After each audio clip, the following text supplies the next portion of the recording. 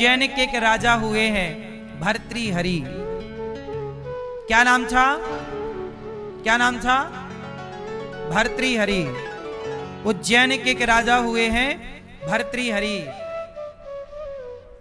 ये भर्तृहरि कौन है? ये भर्तृहरि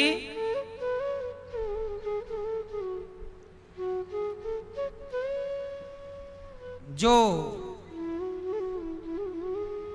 विक्रमादित्य है ना, विक्रमादित्य का नाम सुना है? विक्रम संवत जिनसे चलता है, ये विक्रमादित्य के सगे भाई हैं। क्या नाम है? राजा भर्तृहरि। ये राजा हैं उज्जैन के भर्तृहरि। उस समय भारत की राजधानी उज्जैन हुआ करती थी भर्तृहरि के जमाने में। उज्जैन भगवान महाकाल की नगरी। भर्तृहरि अपनी पत्नी से बहुत प्यार करते थे। भर्तृहरि की पत्नी बहुत सुंदर और बहुत प्यार करते थे राजा अपनी रानी को। एक दिन क्या हुआ, एक ब्राह्मण, एक साधु भर्तृहरि के पास आए। महाराज, आपके लिए हम ये फल लाए हैं। भर्तृहरि से कहा, आप इसे खा लीजिए, आप खाएंगे तो सदा जवान रहेंगे, सुंदर रहेंगे, लंबे टाइम तक अमर हो जाएंगे, आप मरेंगे नहीं जल्दी, हजारों साल तक के लिए आप जीवित रहेंगे और जवान रहेंगे, सुंदर। मैंने तपस्या की तो मुझे देवताओं ने यह फल दिया है, लेकिन साधु बोले कि मैं अमर होके क्या करूंगा? आप राजा हो, आप अमर रहोगे, लंबे समय जियोगे तो प्रजा आपसे सुखी रहेगी, तो राजा आप फल खाओ। अब राजा को जब फल मिला तो राजा को लगा कि ये फल मैं खाऊंगा तो मैं सुंदर रहूंगा, मैं जवान रहूंगा, पर मैं तो प्रेम अपनी पत्नी से करता हूं, इसलिए वो ये फल खाएगी तो वो जवान और सुंदर रहेगी, तो वो मुझे सुख देती रहेगी। तो अपनी पत्नी को रात को गए, राजा फल दिया, देवी ये फल आप खाओ, सदा जवान रहोगी, सुंदर रहोगी, खाओ। पत्नी बोली, अच्छा मैं बाद में खाऊंगी, सवेरे पूजा करके। अब राजा चले गए अपने काम पे। अच्छा, रानी का चक्कर था सेनापति से, ये बिल्कुल सत्य घटना है। राजा प्रेम करते रानी से और रानी का चक्कर था। सेनापति को बुलाया चुपके से, आओ आओ आओ, बुलाया, कहा ये फल खा लो, सदा जवान रहोगे, सदा सुंदर रहोगे, तो हमारा मनोरथ पूरा करते रहोगे, खाओ, तुम्हारे लिए फल है ये सदा जवान रखने का फल। अब सेनापति को दे। सेनापति बोले मैं यहां नहीं खा सकता, कोई देख लेगा, भाग गया। अच्छा, सेनापति का चक्कर था वहां की नाचने वाली से, नर्तकी से। अब सेनापति ने नर्तकी को बुलाया, यहां आओ, यहां चुपके से, ये मैं तुमसे बहुत प्यार करता हूं, ये फल तुम खाओ, सदा सुंदर रहोगी, सदा जवान रहोगी। अब नाचने वाली ने कहा, अच्छा ठीक है मैं खा लूंगी। सेनापति चला गया। अब नाचने वाली को लगा मैं अमर होके भी करूंगी क्या, मुझे तो नाचना ही है, अमर होंगी और नाचती रहूंगी, इसलिए मेरे राजा बहुत अच्छे हैं, मेरे राजा बड़े धर्मात्मा हैं, सत्यवादी हैं। यदि मेरे राजा फल खाएंगे तो लंबे समय तक वो शासन करेंगे और प्रजा को सुख देंगे। तो अब नर्तकी गई, रहा महाराज की जय हो। महाराज मैं आपसे अकेले में मिलना चाहती हूँ, जरा सी देर का काम। हाँ हाँ बताओ। बोले ये फल। अब राजा हक्का बक्का ये फल समझ गए, तो वही वाला है। बोले महाराज ये फल खाओ, इसका चमत्कार है आप सदा जवान रहेंगे, सुंदर रहेंगे, अमर हो जाएंगे लंबे समय के लिए, खाओ। राजा बोले वो सब ठीक है, ये बता तेरे पास कैसे आया? नर्तकी बोली महाराज वो मेरा चक्कर थोड़ा सेनापति से चलता रहता है, तो सेनापति ने दिया है कि ये उनको कहीं मिला होगा। अच्छा, इसको क्या पता कि सेनापति को कहां से मिला? बोले सेनापति, अब सेनापति हाजिर हो।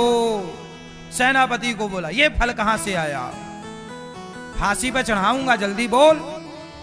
अब सेनापति डरा, महाराज क्षमा करना, वो थोड़ा हमारा चक्कर रानी जी से है, तो रानी जी ने हमें ये फल दिया है, कहा है कि सुंदर रानी को कहीं से मिला होगा, बोली कि खा लो तुम जवान रहोगे, सुंदर रहोगे, फल खाओगे। अब रानी को कहां से मिला राजा को पता है कि रानी को मैंने ही दिया। राजा को वैराग्य हो गया, राजा को लगा राम राम, मैं जिस रानी से प्रेम करता रहा वो रानी किसी और से प्रेम करती है, रानी जिससे प्रेम करती है वो किसी और से प्रेम करता है। यही जीवन की सच्चाई है। आप जिससे प्रेम करते हैं वो आपसे प्रेम नहीं करता, और उसे जो प्रेम करता है वो उसे प्रेम नहीं करता। इसे बहुत शांति से ध्यान लगाकर देखना तो आपके घर में भी ये चैन दिखाई पड़ेगी। आप अपने बेटे से प्रेम करते हो पर बेटा अपने पत्नी से प्रेम करता, और पुरुष पत्नी से प्रेम करता, पत्नी अपने बच्चों से प्रेम करती है ना। शादी के बाद बच्चे होते ही स्त्री का प्रेम पति से कम हो जाता है, पता है ये बात। जब तक बच्चा नहीं होता तब तक स्त्री पुरुष से प्रेम करती है, अर्थात पति से, पर बच्चा होने के बाद वो पति से प्रेम कम करती है, बेटे से ज्यादा प्रेम करती है, बेटी से ज्यादा लगाव हो जाता है। और देखो, माँ बाप करते हैं बच्चे से प्रेम, बच्चा करता है पत्नी से प्रेम, और पत्नी करती है अपने बच्चे से प्रेम, और बच्चे करते हैं खिलौनों से प्रेम। फिर उनकी शादी होगी तो उनका प्रेम वहां, मतलब प्रेम ऊपर का छूटता चलता है। हम जिससे प्रेम करते हैं वो हमसे प्रेम नहीं करता, बस इतना मान। बहुत ध्यान से देखेंगे तो ये चैन आपके घर पे भी दिखाई पड़ेगी। तो ये राजा भर्तृहरि को बड़ा वैराग्य हुआ, और भर्तृहरि ने पत्नी के इस व्यवहार से एक वैराग्य शतक नाम की पुस्तक लिखी। कौन सा शतक? वैराग्य शतक। तो वैराग्य शतक नाम की पुस्तक भर्तृहरि ने लिखी, कभी समय मिले तो पढ़िएगा उसे। वैराग्य शतक। भर्तृहरि जब अपनी पत्नी से प्रेम करते थे तब उन्होंने सिंगार शतक भी लिखा था, पत्नी के नाम, सिंगार शतक। फिर बाद में लिखा वैराग्य शतक। और पत्नी को छोड़कर बच्चों को राजा बनाकर जंगल चले गए भर्तृहरि। बोले इस झूठी दुनिया में मन नहीं लगाना, झूठी दुनिया में मन नहीं, ये प्रेम के योग्य नहीं है। प्रेम जितना मैंने पत्नी से किया, जगत से किया, इतना जगन्नाथ से करता तो मेरा कल्याण हो जाता। सब छोड़कर उन्होंने मन भगवान से लगाया। इसलिए आप भी भगवान से प्रेम कीजिएगा। तो फिर आप सवाल करेंगे कि महाराज जी संसार से भगवान से प्रेम करें तो फिर पति और बच्चों से क्या करें? तो बोले बच्चों से पति से प्रेम नहीं। देखो भगवान ने आपको दो चीजें दी हैं, एक दिल, क्या दिया है आपको? दिल और दिमाग।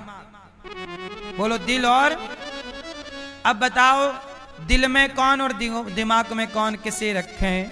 दिमाग में किसे रखना चाहिए? भगवान को। और दिल में किसे रखना चाहिए? हैं? पति को, भगवान को। कहां रखें भगवान को? कहां रखें? जोर से। दिल में भगवान को। और पति को कहां रखें? कहां मैया? हाँ, दिल एक है तो दिल में भगवान को रखो, और पति, बेटा, व्यापार, परिवार सब दिमाग में रखो। क्योंकि दिमाग से चीजें जल्दी निकल जाती हैं, दिल से जल्दी। इसलिए दिल में कन्हैया को रखो, कभी नहीं निकलेगा। दिमाग में परिवार को रखो, निकलता रहेगा। क्योंकि परिवार तो हर जन्म में दूसरा मिल जाता है। आप अगले जन्म में किसी और जगह जन्म लोगी तो वो आपका परिवार हो जाएगा। फिर मरोगी या मरोगे, फिर अगले घर परिवार में जन्म लोगे। तो परिवार, माता पिता, भाई बहन, पति पत्नी, बच्चे हर जन्म में बदल जाते हैं, पर भगवान हर जन्म में, हाँ एक था दिल मिल गया वो श्याम से, एक था दिल मिल गया वो श्याम से। अब कहीं दिल को लगाने की हमें फुर्सत नहीं। कितने दिल हैं आपके पास? एक था दिल मिल गया मेरे श्याम से, अब कहीं दिल को लगाने की हमें फुर्सत नहीं। कहाँ लगाओगे दिल? दिल भगवान में लगाओ।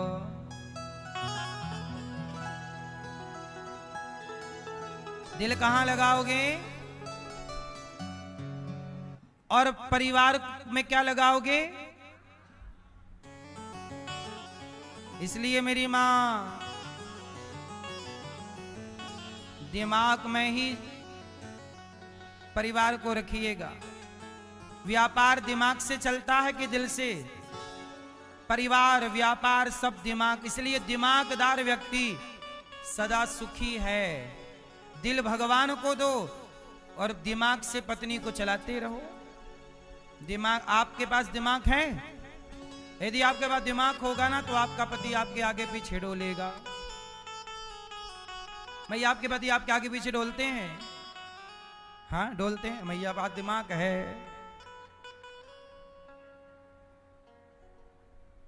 आगे पीछे डोलता है भंवरों की तरह। हाँ? तो आपके पास दिमाग, मैया आपके पास दिमाग है? पति आगे पीछे डोलते हैं? नहीं बे, दिमाग काय का है। मैया क्या बोलती तू? आपके पास दिमाग है? मेरे पास एक उपाय है, आपके पति आगे पीछे डोलेंगे यदि मेरे उपाय को मान लोगे तो। बताऊं? हर रोज अपने पति को 2 आई लव यू फेंक के मारा करो। ले, एक सवेरे आई लव यू, ऑफिस में जाते समय एक आई लव यू चिपका दिया, आई लव यू। और जैसे ही घर में आए आई लव यू। दो आई लव यू फेंक के रोज मारो पति को। और एक चीज और, अपने पति के लिए झूठा ही एक गाना गाया करो। क्या मिले हो तुम हमको बड़े नसीबों से। रोज कहा करोगे हमें तो आप जैसा पति ही चाहिए। आप बहुत अच्छे हैं, बहुत सुंदर हैं, बहुत बुढ़े हो पर अच्छे हो। तो मैया आपको रोज क्या करना है? 2 आई लव यू नहीं बोलती, फिर पत्नी पड़ोसन सेट कर लेगी आपके पति को। बाद में मत रोना हमारे पति चले गए, पड़ोसन बोल दी आई लव यू तो आपका काम खत्म। फिर मत कहना बिल्ली रास्ता काट गई। अपना आई लव यू चिपकाते रहो, वरना दूसरा पड़ोसन चिपका देगी साइड से। क्यों मैया सही है? आजकल पड़ोसन आई लव यू लिए बैठी है, मौका मिला नहीं कि फेंक दी। आई लव यू फेंक के मार रही है वो आजकल बैठी बैठी। और तुम्हारे पति भी कम नहीं है, वो वहीं देखते हैं सामने वाली खिड़की में एक चांद का टुकड़ा रहता है। फिर मत रोना मेरी माँ, मेरी बात मान लो। हैं? हाँ हमारा काम है बताना, बाद में मत कहना हमें किसी ने बताया नहीं, है ना मैया? तो आप लोग क्या करोगी अपने पति को? 2 आई लव, मैया आप 2 आई लव यू मारना फेंक के ले। और क्या कहोगी आप? मिले हो तुम हमको, नहीं गाओगी? मैया ऐसे शर्मा रही हो जैसे हम तुम्हारे जेठ हों।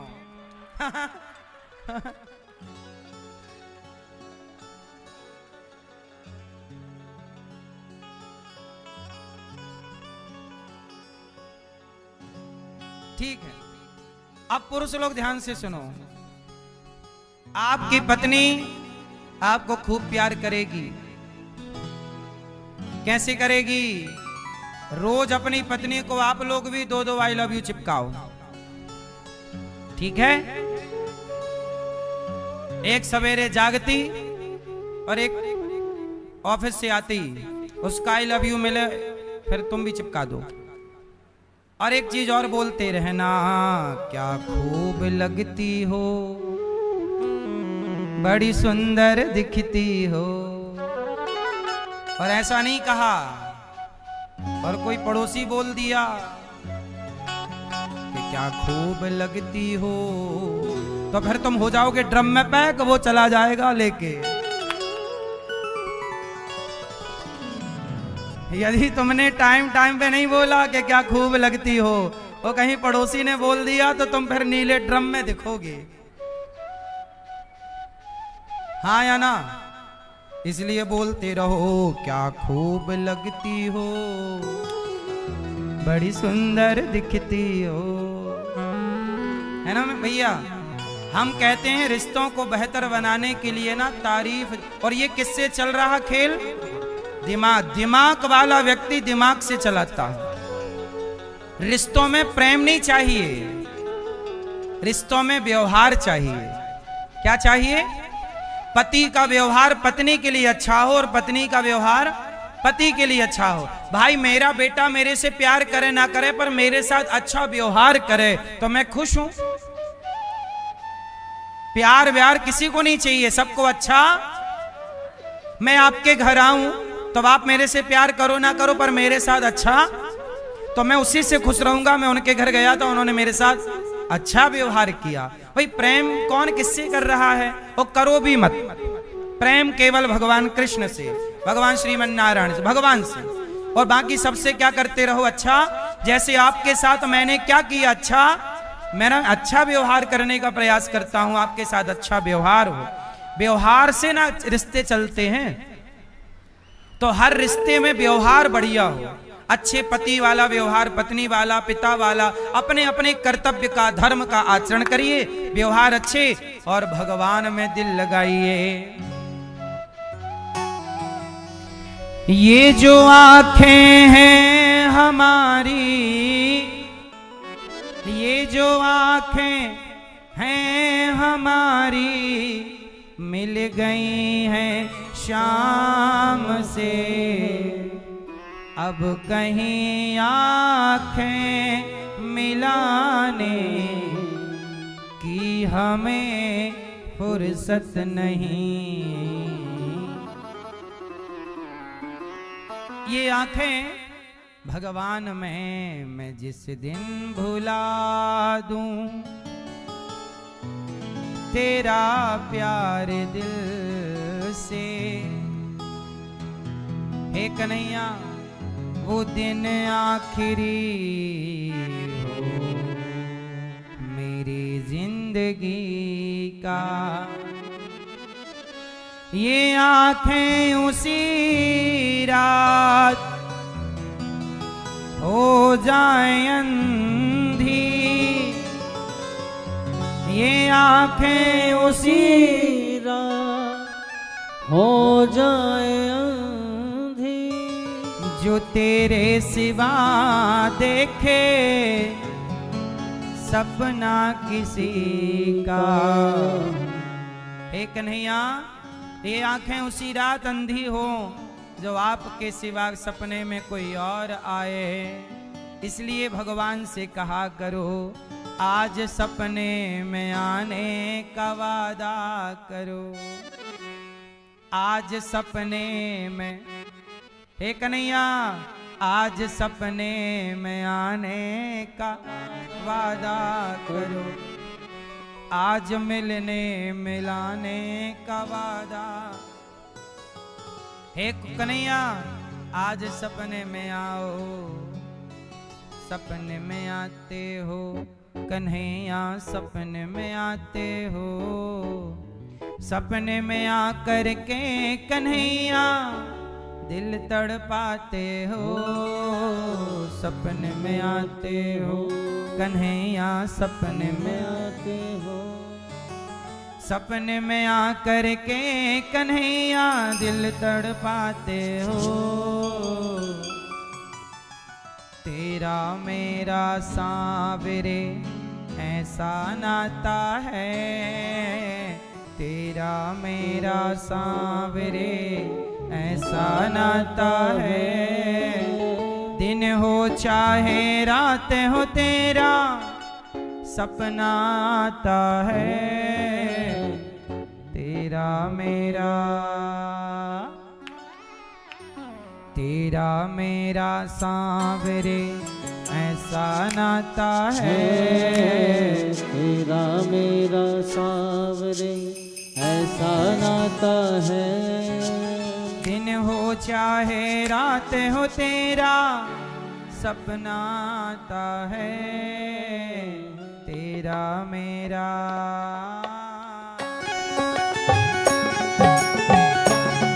जय हो।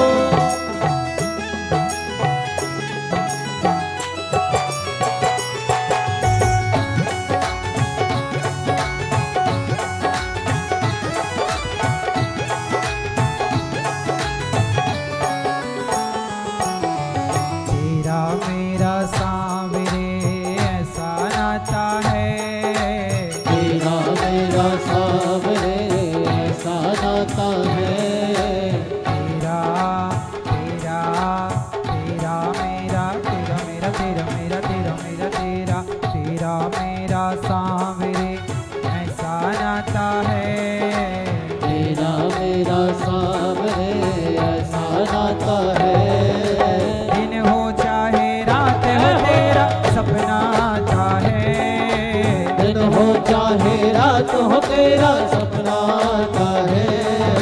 तेरा मेरा सांवरे ऐसा नाता है।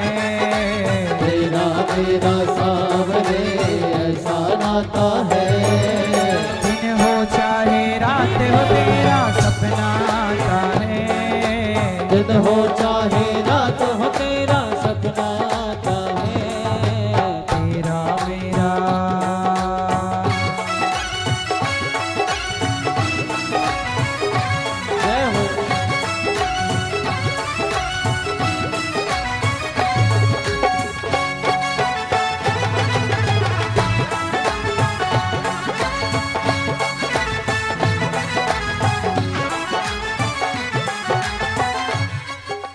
मीत बना तू मेरा और प्रीत लगाई ऐसी। मीत बना तू मेरा और प्रीत जगाई ऐसी। दुनिया बनाने वाले ने क्या रीत चलाई कैसी। दुनिया बनाने वाले ने क्या रीत चलाई ऐसी। ना जाने तू, ना जाने तू कैसा कैसा खेल रचाता है। ना जाने तू कैसा कैसा खेल रचाता है। ना जाने तू कैसा कैसा खेल रचाता है। ना जाने तू कैसा कैसा खेल रचाता है। दिन हो चाहे रात हो तेरा सपना आता है। दिन हो चाहे रात हो तेरा सपना आता है। तेरा मेरा। जय हो।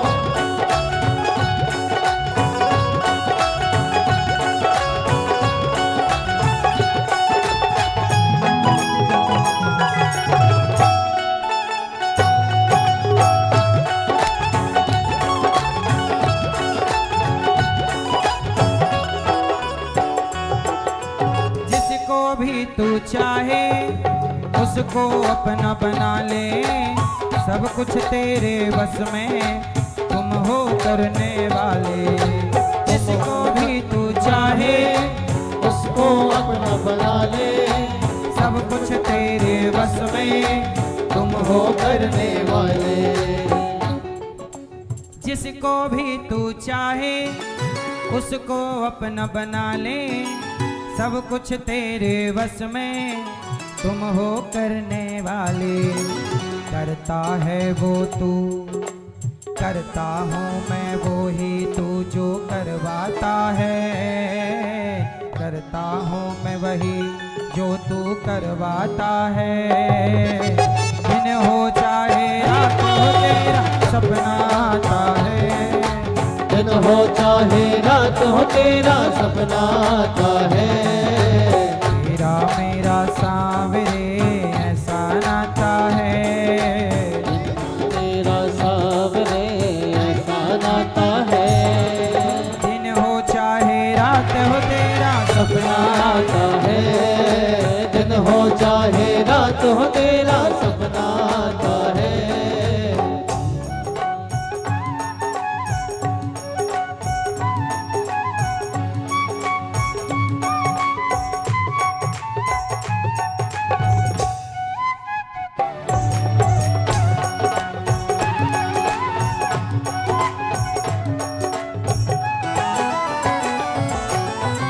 भक्त कहते हैं प्रभु क्या खूब लगते हो कन्हैया, सुंदर दिखते हो, क्या खूब लगते हो कन्हैया, सुंदर दिखते हो। फिर से कहो कहते रहो अच्छा लगता है, मेरे कान्हा का मुखड़ा बड़ा प्यारा लगता है। खूब लगते हो कन्हैया सुंदर दिखते हो, खूब लगते हो सुंदर दिखते हो। फिर से कहो कहते रहो अच्छा लगता है, मेरे कान्हा का मुखड़ा बड़ा सुंदर लगता है।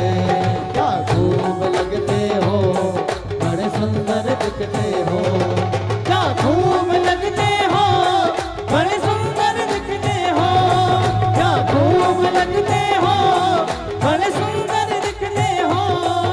कन्हैया कैसे हैं? नैन तुम्हारे कजरारे और घुंघराले बाल, रूप तुम्हारा देख के मोहन हाल हुआ बेहाल। पीला पीतांबर कांधे पे सोहे, पीला पीतांबर कांधे पे सोहे, पीला पीतांबर कांधे पे सोहे, मोर छड़ी तेरे हाथ है। वाह वाह क्या बात है, वाह वाह क्या बात है, वाह वाह क्या बात है, वाह वाह क्या बात है, वाह वाह क्या बात है, वाह वाह क्या बात है, वाह वाह क्या बात है, वाह वाह क्या बात है। और कोई इतना भी सुंदर होगा हमने कभी ना सोचा, कोई इतना भी सुंदर होगा हमने कभी ना सोचा। भगवान कितने सुंदर हैं, नाम है श्याम सुंदर, हमारी सोच से भी करोड़ों गुना अधिक सुंदर हैं। कोई इतना भी सुंदर होगा हमने कभी ना सोचा, कोई इतना भी सुंदर होगा हमने कभी ना सोचा। श्यामल श्यामल सुंदर सुंदर, श्यामल श्यामल सुंदर सुंदर, श्यामल श्यामल सुंदर सुंदर, एक बांसुरी वाला देखा। कोई इतना भी सुंदर होगा हमने कभी ना सोचा, कोई इतना भी सुंदर होगा हमने कभी ना सोचा, कोई इतना भी सुंदर होगा हमने कभी ना सोचा। तेरा मेरा सांवरे ऐसा नाता है, तेरा मेरा सांवरे ऐसा नाता है। दिन हो चाहे रात हो तेरा सपना आता है, दिन हो चाहे रात हो तेरा सपना आता है।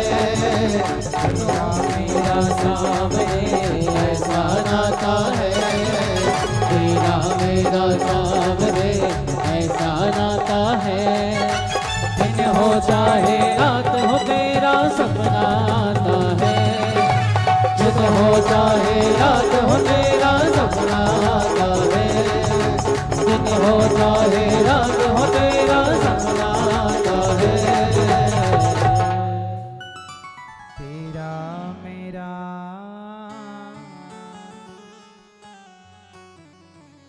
अब श्री उद्धव जी महाराज भगवान से गोपियों की बात प्रेम में डूबे, कहा हमें ब्रज रज दे दो, ब्रज मंडल ही हमें वास मिले। ऐसी प्रार्थना करके उद्धव जी गए भगवान से। तब भगवान ने हृदय में दर्शन कराया और कहा कि मैं दूर नहीं हूं अपनी गोपियों से। उद्धव जी के अहंकार को मिटाने के लिए भगवान ने ये लीला रची और भगवान वृंदावन उद्धव जी को भेजे। अब भगवान द्वारिका गए, जहां भगवान का विवाह मां भगवती रुक्मणी जी से संपन्न हुआ। मैया मैया बैठ जाओ, ओ भैया मोबाइल वाले बैठ जाओ, मैया ओ लाल मैया बैठो मेरी माँ, भैया बैठ जाओ, सब बैठ जाओ, आगे वाले बैठो, जल्दी बैठो मेरी माँ। ए छोरा काहे खड़े हो बेटा, कथा में आए हो कि बाजार आए हो? थोड़ा शांत रह लो मेरी माँ। ए छोरा तुमसे बैठने का कहे तुम पंचायत करने लग गए। ए गुलाबी बैठ जाओ बेटा, पीठ दिखाओ, पीठ ना दिखाओ भगवान की तरफ। सुनो शांति से। ओ पीली मैया, ओ लड़ने वाली मैया बैठो मेरी माँ। हाँ सुनो, भगवान कृष्ण का विवाह हुआ रुक्मणी जी से और भगवान के प्रथम पुत्र हुए प्रद्युम्न। प्रद्युम्न जी का हरण कर लिया सम्रासुर ने। सम्रासुर को मारकर रति से विवाह किया। ये प्रद्युम्न जी कौन है पता है आपको? भगवान शंकर ने अपनी तीसरी आंख खोली तो कामदेव जल गए। कौन जल गया? तब कामदेव जब जले तो कामदेव की पत्नी माता रति ने शिवजी से कहा, भोलेनाथ आपने तो मेरा पति जला दिया, अब मुझे मेरा पति कैसे मिलेगा? तब भगवान शंकर बोले कि रति चिंता ना करो, आपके पति द्वापर में कृष्ण के पुत्र बनकर प्रकट होंगे, तब तुम्हारे पति तुम्हें प्राप्त होंगे। तो भगवान कृष्ण के जो प्रथम पुत्र प्रद्युम्न जी हैं वह कामदेव है। तो काम के पिता हैं भगवान। काम के पिता रति से विवाह हुआ। भगवान कृष्ण का दूसरा विवाह हुआ जामवंत की बेटी जाम्बवती से। जामवंत जी किस युग में थे? जामवंत के बचन सुहाए, सुनी हनुमंत हृदय अति भाए, तब लगी मोहि पर क्यों तुम भाई, सही दुख कंद मूल फल खाई। त्रेता के जामवंत जी। त्रेता में राम जी की सेना में कौन थे? जामवंत जी, जिन्होंने हनुमान जी से कहा कि पवन तनय बल पवन समाना, बुद्धि विवेक विज्ञान निधाना, कवन सुकाज कठिन जग माही, जो नहीं होय तात तुम पाही। जाओ हनुमान जी। जामवंत जी के कहने से हनुमान जी में बल, हनुमान जी को बचपन में शाप मिल गया था ना, हनुमान जी अपनी सारी शक्ति भूल गए थे बचपन में। श्राप, इनको शाप दे दिया संतों ने, क्या भूल जाओगे? पर अंजनी माँ ने कहा महाराज मेरे बेटे पर ऐसा अत्याचार ना करो, सब भूल जाएगा, कल को इसे मार के चला जाए तो। तब कहा कि जब कोई इसे याद दिलाएगा तो इसकी सारी शक्ति याद आ जाएगी। तो हनुमान जी को याद कौन दिला रहे हैं? सबने कहा कि मैं लंका जा तो सकता हूं पर वापस नहीं आ सकता।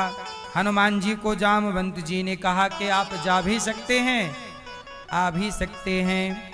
अच्छा, जामवंत हैं बूढ़े और हनुमान जी हैं जवान, तो जवानों को किसकी बात सुननी चाहिए? बुजुर्गों की, बड़ों की, क्योंकि बड़ों का अनुभव ज्यादा है। यदि आप मेरे हिसाब से चलोगे तो मैं आपको कामयाबी के शिखर तक पहुंचा ही दूंगा, क्योंकि कामयाबी तक पहुंचने का मंत्र मुझे पता है। जो मुझे पता है वो आपको जानने में 20 साल लग जाएंगे, और मैं चाहूं तो वो आपको 5 मिनट में समझा दूं, लेकिन आपको मेरे उस रास्ते पर चलना होगा। भाई 20 साल 30 साल मैंने काम किया, तब ना मैंने अपने काम का ये अनुभव पाया, जीवन जीने का। वो मैं ज्ञान आपको जरा सी देर में दे सकता हूं, और यही ज्ञान आपको हासिल करने के लिए ना जाने कितने उतार चढ़ाव से गुजरना पड़ेगा। इसलिए बड़ों के पास अनुभव ज्यादा है, इसलिए बड़ों का अनुभव लेना चाहिए। बड़ों का, आजकल के बच्चे बड़ों की बात नहीं मानते, इसलिए असफल हैं। जो बेटा अपने पिता के रास्ते पे चल रहा है वो बेटा सफल है, कि पिता ने बिजनेस किया, बेटा भी उसी बिजनेस को और आगे बढ़ा रहा है। पिता ने इतना सा कमाया, बेटा इतना कमा, मतलब उसी रास्ते को बढ़ा। भाई पिता ने अपने बुद्धि से किया, अब तुम एजुकेटेड हो, पढ़े लिखे हो, उसी बिजनेस व्यापार को अपने लेवल, अपने स्तर तक ले जाओ, पर पिता के रास्ते पर चलो तो आप और बेहतर कर पाओगे। लेकिन आजकल के बच्चे नहीं, पिता का बिजनेस व्यापार है पर बेटा बोला मैं नौकरी करूंगा, तो वो रास्ता अलग अलग हो गए, है ना। ठीक है, नौकरी चाकरी करिए पर पिता का काम भी संभालिए। तो कहने का अर्थ ये है कि बड़ों के पास अनुभव है, यदि उस ज्ञान से चलोगे तो आप जरूर सफल होंगे।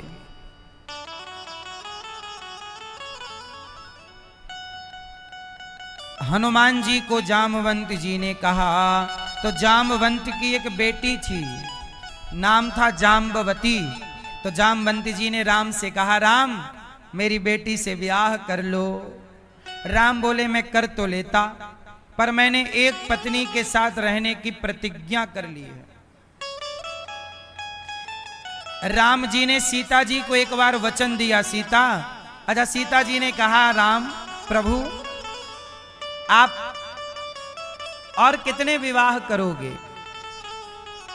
क्योंकि राजाओं के परंपरा में 2-4 ब्याह करने की परंपरा थी ही, क्योंकि दशरथ जी ने भी 3 विवाह तो आप जानते ही हो। तो उस जमाने में राजाओं के खूब ब्याह होते थे।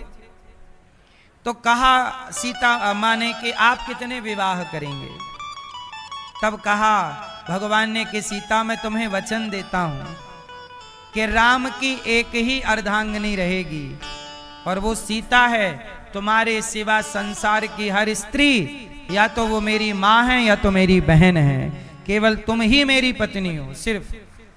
तो राम एक पत्नी व्रता है। राम कैसे हैं? एक पत्नी व्रता। तो अब जामवंत जी बोले कि मेरी बेटी से ब्याह कर लो। राम जी बोले नहीं हो सकता। तो जामवंत जी बोले फिर मैं अपनी बेटी का ब्याह ही नहीं करूंगा। राम जी बोले अच्छा ऐसा है, मैं अगले जन्म में करूंगा आपकी बेटी से ब्याह, जब मैं कृष्ण बनकर आऊंगा द्वापर में। जामवंत जी बोले तब तक तो हमारी बेटी बुढ़ी हो जाएगी, मरवर जाएगी। बोले नहीं, आपकी बेटी पर और आप पर जामवंत जी काल का कोई प्रभाव नहीं पड़ेगा। इसलिए जामवंत जी त्रेता वाले द्वापर में भी जैसे के तैसे रहे, और जामवंत जी की द्वापर में। अच्छा, जामवंत जी ने राम जी से एक बात और कही कि लंका में कोई मेरी बराबरी का मिला नहीं, मेरी लड़ाई हुई नहीं अच्छी, तो मेरी खुजली नहीं मिट पाई रही है। तो ऐसा है प्रभु आप जरा मेरे से 2-2 हाथ कर लो। राम जी बोले आपसे लड़ेंगे मर्यादा बिगड़ जाएगी, आपसे लड़ नहीं सकते। तो प्रभु कैसे होगा? बोले द्वापर में आएंगे तब आपसे लड़ाई भी करेंगे। तो द्वापर में जब कृष्ण को सत्राजित नाम के व्यक्ति ने भगवान को आरोप लगाया कि आपने हमारी मणि चुरा ली, तब सत्राजित के भैया प्रसेन मणि पहन के जंगल गए थे। सूर्य भगवान की मणि इनके पास थी, तो भगवान पर झूठा कलंक लगा दिया कि आपने हमारे भाई को मारकर मणि चुरा ली। भगवान को कलंक लग गया झूठा। कई बार हम सबके माथे पर ना झूठा कलंक लग जाता है। क्यों लगता है? जो गणेश चतुर्थी की चंद्रमा को देख लेता है उस पर झूठा कलंक लगता है, आरोप लगता है। इसलिए जिस दिन गणेश जी रखे जाते हैं उस दिन के चंद्रमा को नहीं देखना चाहिए। उस दिन के चंद्रमा शापित हैं। किस दिन के चंद्रमा शापित हैं? हाँ, जो आपन चाहे कल्याणा, सुजस सुमति शुभ गति सुख नाना, सो पर नार लिलार गुसाई, तजऊ चौथ के चंद्र की नाई।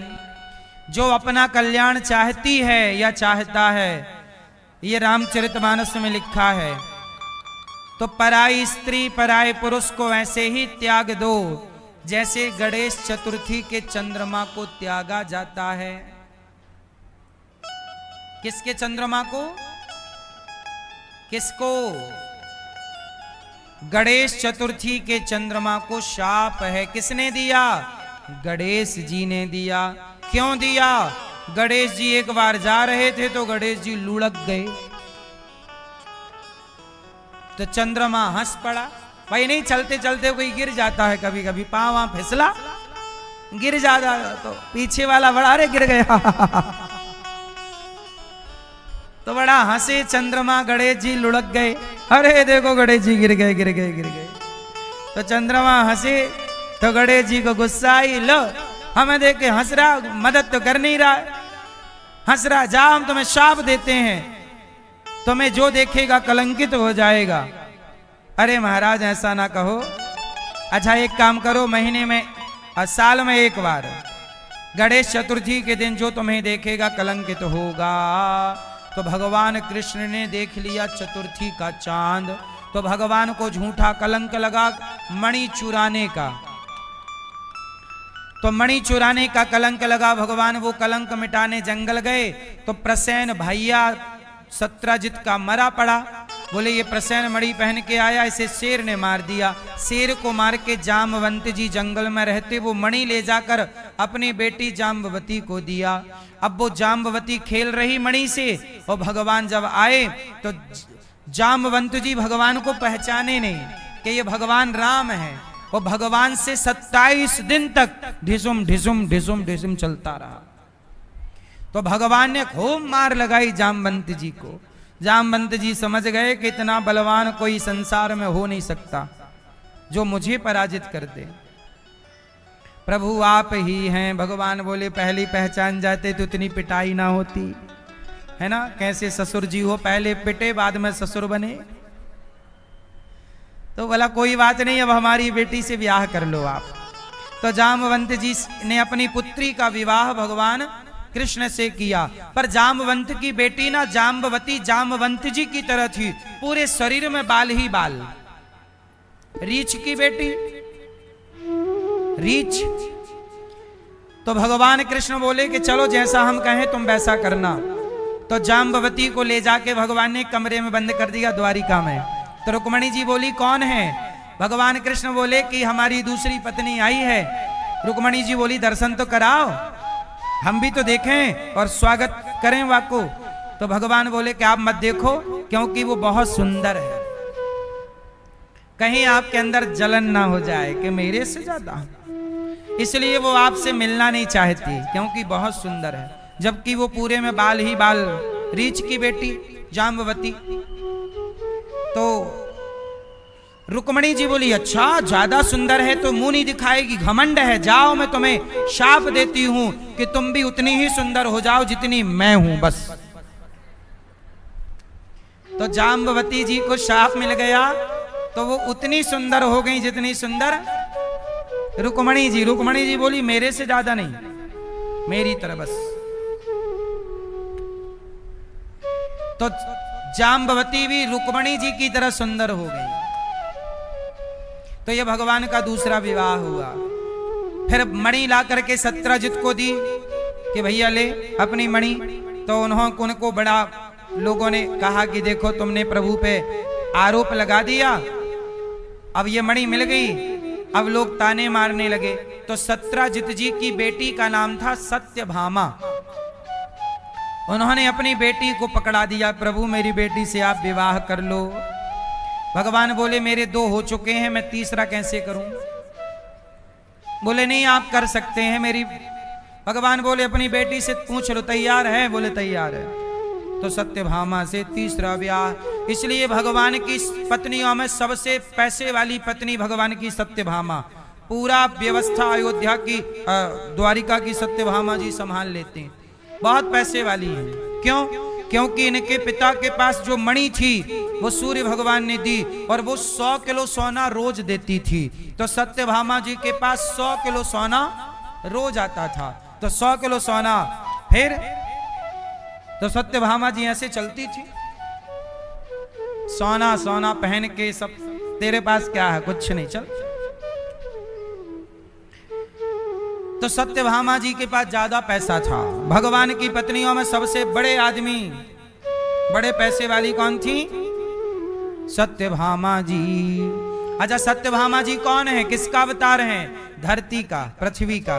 पृथ्वी माता ही, पृथ्वी भगवान की पत्नी है ना। पृथ्वी भगवान की रुक्मणी है, लक्ष्मी जी। जैसे भगवान की पत्नी कितनी? जैसे त्रिपति, तिरुपति बालाजी में भगवान की कितनी पत्नियां हैं? त्रिपति, वो 3 के पति हैं। तो 3 पति कौन?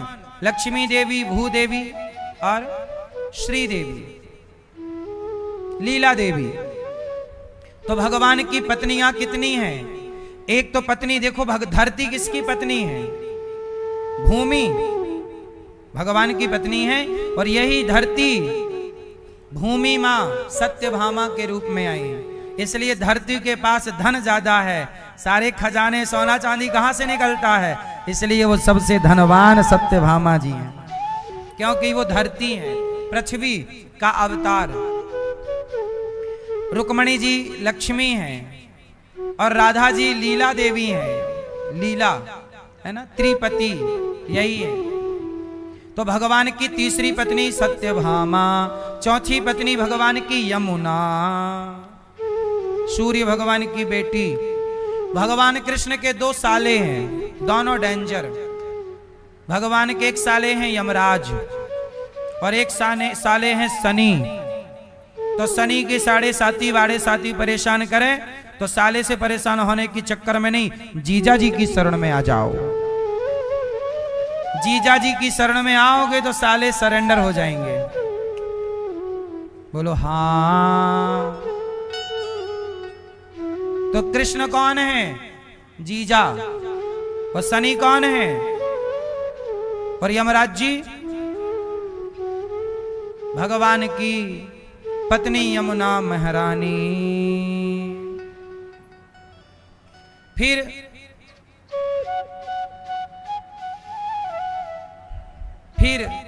पांचवी पत्नी भगवान की उज्जैन में भगवान का विवाह हुआ मित्रविंदा के साथ। छठवां विवाह भगवान का सत्या के साथ हुआ। 7 बैलों को एक साथ नाचना था, नाच दिया भगवान ने। फिर भगवान का 7वां विवाह भद्रा के साथ हुआ। 8वां विवाह भगवान का लक्ष्मणा के साथ हुआ। ये भगवान की 8 पत्नियां हैं। कितनी? अष्टपटरानी। फिर क्या हुआ? एक राजा था भौमासुर, उसने 16,100 कन्याओं को बंदी बनाया था। उन कन्याओं ने प्रभु को पत्र लिखा और पत्र लिख करके कहा कि प्रभु हमारी रक्षा कीजिए, इसने हमें जेल में डाल दिया। 16,100 कन्याओं को मुक्त किया, भौमासुर को भगवान ने मारा कन्याओं से कहा ये किराया भाड़ा लो हमसे और जाओ अपने अपने घर। कन्याएं बोली प्रभु कहाँ जाएं, आप ही हमारे पति बन जाओ। भगवान बोले 2-4 होती तो हम बन जाते, पर तुम 16,100 हो, हम कहाँ ब्याह करेंगे, हमारी ऑलरेडी 8 हैं। कन्याएं बोली फिर हमें सेल्फास दे दो, जहर दे दो, हम मर जाएं। भगवान बोले क्यों मरोगी? बोले हमें कौन अपनाएगा, दरबार में वंशी वाले के दुख दर्द मिटाए जाते हैं, दुनिया के सताए, दुनिया के सताए लोग यहाँ सीने से लगाए जाते हैं, दरबार में वंशी। तो कन्हैया ने कहा क्या करो? बोले प्रभु अपना लो, जिसे कोई ना अपना। अच्छा ये बताओ, कन्याएं कह रही हैं हमसे ब्याह कर लो, तो भगवान को कर लेना चाहिए कि नहीं? मैया आप लोग बताओ, करें कि ना करें? हाँ, नहीं करना चाहिए, फिर उनको मर जाने देते हैं। ठीक है, जहर दे दो सबको और हत्या इन पे लगेगी। ये मैया मना कर रही है मत करो ब्याह, फिर वो मर जाएंगी तो हत्यारा कौन? कौन? ये मैया मना कर रही है, आपको ही ना लगेगी।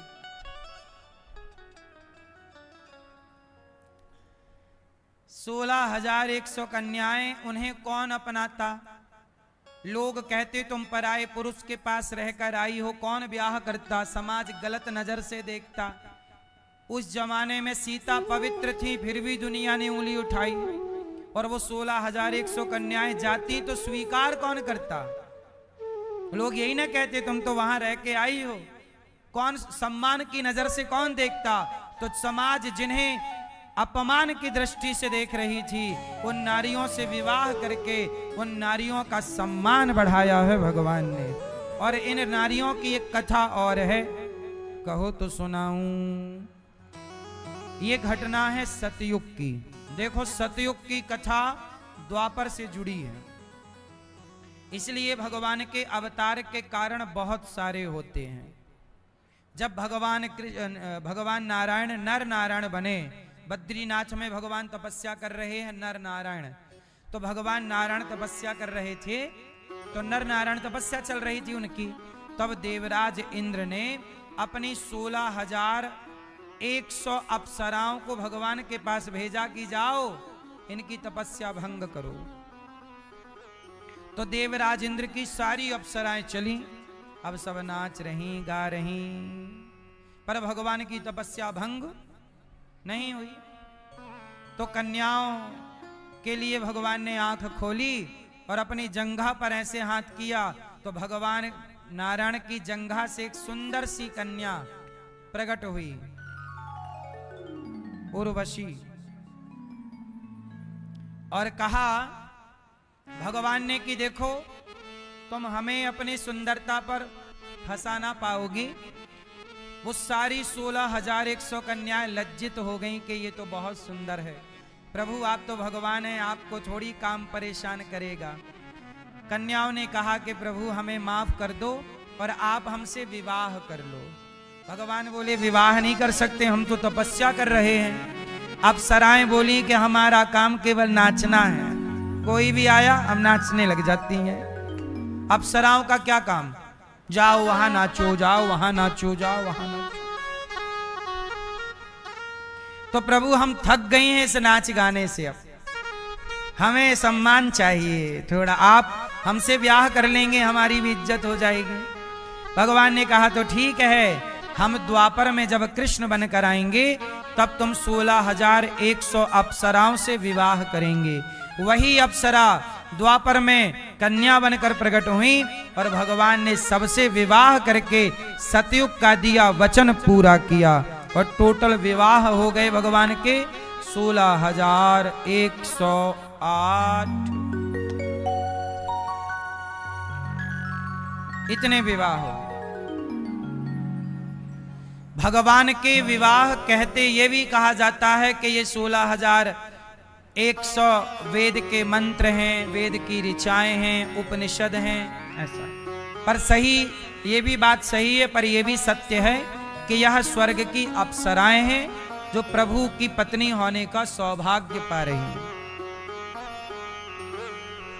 कितनी हो गई टोटल? आपको भी भगवान की पत्नी बनना है? अपने वाले से तंग हो गई क्या मेरी मां?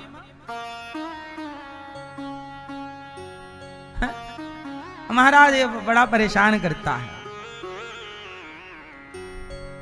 ये आदमी परेशान करता है। इसलिए मेरी मां मीरा की तरह यदि आप भी भगवान में अपना चित्त लगाओगी तो भगवान वैसे सबके पति हैं। अच्छा, भगवान आपके पति हैं कि नहीं? हाँ, तुम हो एक अगो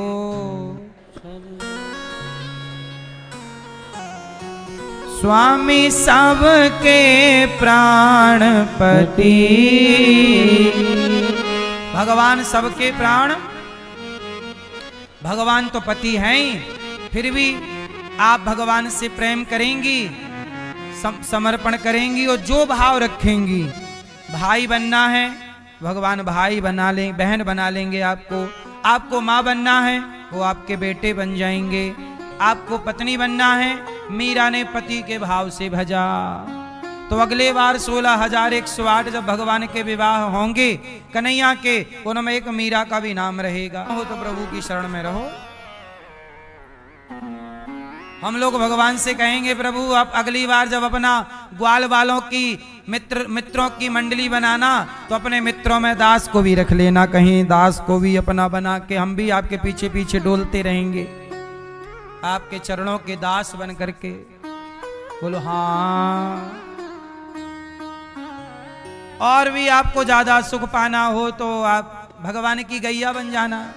क्या नाम है ये आपका? है मीना। तो मीना गैया बन जाना अगले जन्म में, गौ माता। भगवान तुम्हें चराया करेंगे मेरी मीना। मीना आओ, बांसुरी बजा के बुलाएंगे मीना।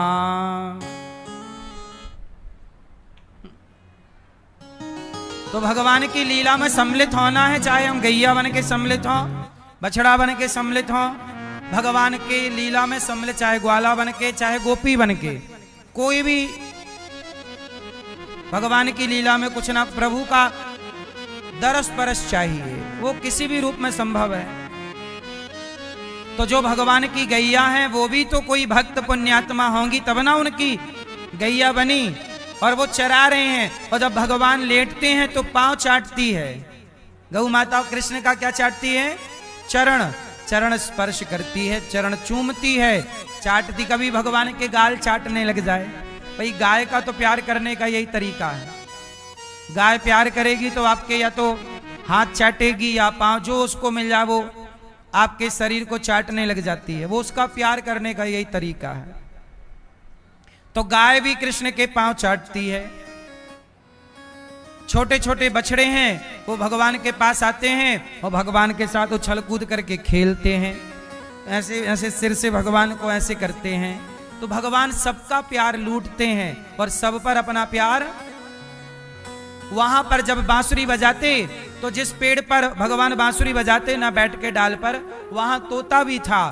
तो तोता भी प्यार से भगवान के पास बैठ जाता और तोता भी भगवान को टुकुर टुकुर देखता। कभी तोता आके यहाँ बैठ जाए, कभी तोता सिर पे आके बैठ जाए। राम जी के बारे में लिखा है कि जब राम जी युद्ध लड़ रहे रावण से, तो राम जी की सेना में बंदर थे। तो राम जी पेड़ के नीचे थक जाएं, बैठे, तो राम जी नीचे बैठे हैं और बंदर पेड़ पे ऊपर चले जाए। और बंदर तो बंदर ऊपर से सुसु करे बंदर, तो राम जी के ऊपर आके गिरे, फिर राम जी भागे वहां से। तो ऐसे भगवान इतने कृपालु हैं, इसलिए नाम है श्री रामचंद्र कृपालु भज मन हरण भव भय। कृपालु भय श्री रामचंद्र कृपालु। ये भगवान इतने कृपालु हैं कि बंदर भालू भगवान के ऊपर बैठे बैठे बंदर तो बंदर,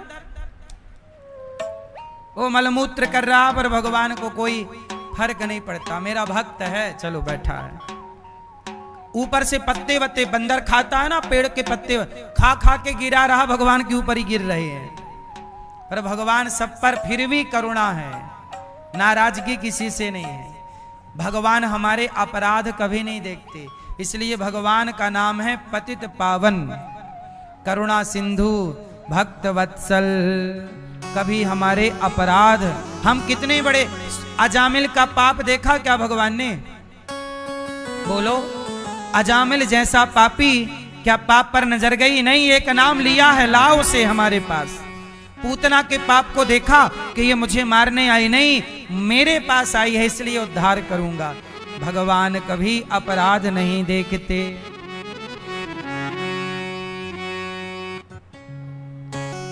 हम लोग हैं जो गलतियां देखते रहते हैं, हमारे भगवान कभी हमारे अपराध, हमारी गलतियां।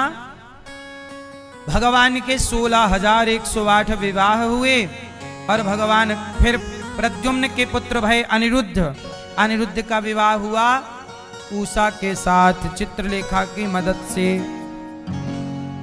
फिर इसके बाद भगवान ने राजा नृग पर कृपा की। राजा नृग गौदान करते थे